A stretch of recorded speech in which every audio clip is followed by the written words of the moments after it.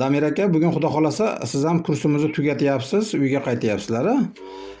Kasalliklaringiz asosan davleniya bilan kelgan ekansiz, 210 ga 110 chiqardi ekan. Hozirda qanaqa o'zgarishlarga erishdingiz?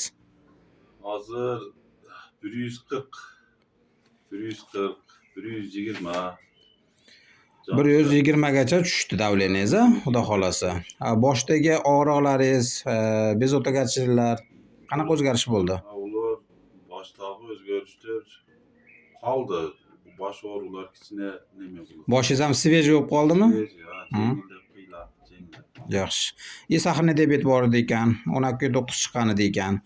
Uyga borganingizda, birinchi kursimizni tugatib uyga borganingizda tekshirtirgan ekansiz. Necha chiqdi tekshirtirganingizda? 5.3 chiqdi. 5.3 chiqdi. Yaxshi. Deyarli sahrni diabet yo'q hisobida chiqibdi.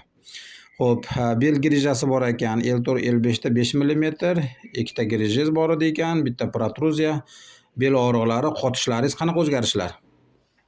Oldin shu sarlab turganda bunday qizvoqcha bel o'riydi edi.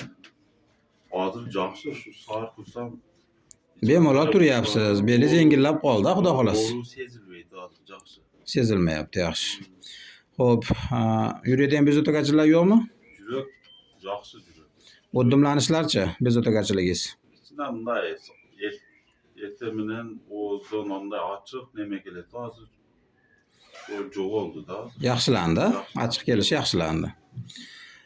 Xo'p, prostata shamollashi bor ekan, tez qatnashlar. Ularda nima holatlar? Ularda hozir jalb yo'q, hozir yaxshi. Yaxshi, yurak tuzlari bor edi ekan. Yaxshi. Xursandmisiz aka? Xursand, yaxshi. Shunaqa kasali borlarga tavsiya qilasizmi? Xulos, xudo xolasa kelib davolaningizlar Jalolbekning klinikasiga. Rezultat yaxshi, xudo xolasa. Alloh shifo bersin. Rahmat sizga ham.